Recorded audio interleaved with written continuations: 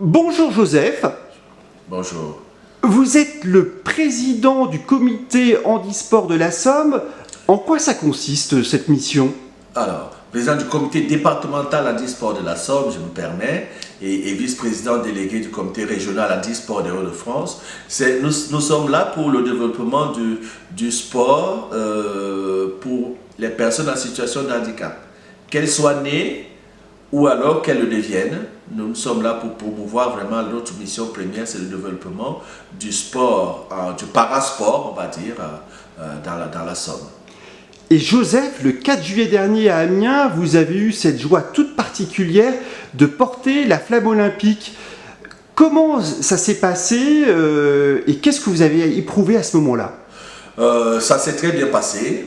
Ce que j'ai éprouvé, c'est quelque chose long à raconter, mais en même temps facile parce que l'espace de 200 mètres, voilà, où j'ai eu la torche dans les bras, je me suis senti investi d'une mission de diffuser la paix, être un vecteur de paix dans ce temps, dans notre monde qui a tant besoin à l'heure actuelle, m'a rempli de beaucoup de fierté et on le vit aujourd'hui dans les différents sites. Sur les différents sites, on voit que l'olympisme, c'est quelque chose qui fédère et ça fait du bien. C'est une belle parenthèse enchantée, heureuse dans nos vies.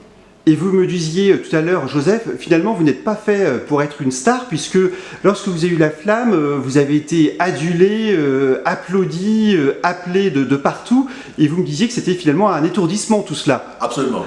Absolument, on est complètement en lévitation émotionnelle, l'ascenseur monte à un niveau, on est conscient une minute, mais après ce qui se passe, on vit les choses et vraiment d'avoir la chance d'éprouver ces sensations-là, moi je dis c'est bon, c'est un don de Dieu, c'est un cadeau de la vie. C'est un cadeau de la vie, et d'ailleurs, vous avez un vrai parcours de vie, et on peut même dire que vous êtes une leçon de vie, Joseph. C'est ce que j'essaie d'être dans les jours qui m'ont été accordés en bonus. Vous savez, quand dans l'histoire de votre existence, vous passez par des étapes où votre pronostic de vie est engagé, et quand vous sortez de là, grâce à Dieu, et à un moment, on doit... Voilà, moi, l'effet que ça a eu, c'est celui-là de se dire, Joseph, le temps qui te reste à vivre, prouve que la vie vaut la peine d'être vécue et sois-le tout le temps jusqu'à ton dernier souffle. Et c'est ce que j'essaie de faire.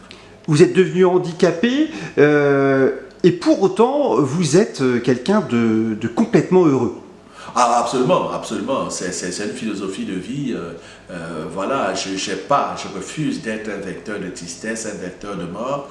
Alors, si la vie mérite d'être vécue, on se doit d'être heureux parce qu'on est fait pour le bonheur et d'être un vecteur de joie et de bonheur, je fais ma petite part de construction de cette belle vie que nous souhaitons pour tout le monde.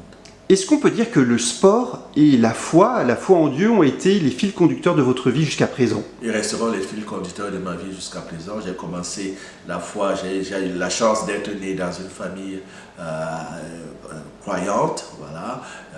J'ai embrassé le scoutisme dès mon bas âge, voilà, avec le signe, hein, le fort protège le faible, et ça c'est le fil conducteur. J'ai embrassé la vie monastique, j'en suis sorti, je suis dans la vie civile aujourd'hui, dans le sport. Il y a une continuité qui est là et que j'ai la chance de partager, ça fait plaisir. En tout cas, une chose est sûre, vous garderez très précieusement l'anneau que vous tenez dans vos mains là. Hein. Oui, de toutes les façons, je le garde, mais je le partage, puisque ceux qui entrent chez nous on le découvriront jusqu'à ce que, je ne sais plus, est-ce que je... Voilà, même en maison de retraite, je pense, si j'ai la chance de vivre jusque-là, je pense que c'est un des objets qui m'accompagnera jusque-là. Ce 4 juillet restera pour toujours gravé dans votre mémoire. À jamais. C'est l'indépendance des États-Unis, ma mère est américaine et voilà, c'est quelque chose qui s'écrit aussi avec l'histoire du monde. Et un tout dernier mot pour Laurence, votre épouse, qui était si fière ce 4 juillet lorsqu'elle vous a vu porter la flamme olympique. Qu'est-ce que vous lui diriez là? Merci Seigneur. Merci Seigneur du don de Laurence dans ma vie. C'est mon pilier, c'est mon tout. Et voilà, que restons comme ça fait du bien à tout le monde. on espère vivre ça longtemps. Merci beaucoup Joseph. Merci à vous.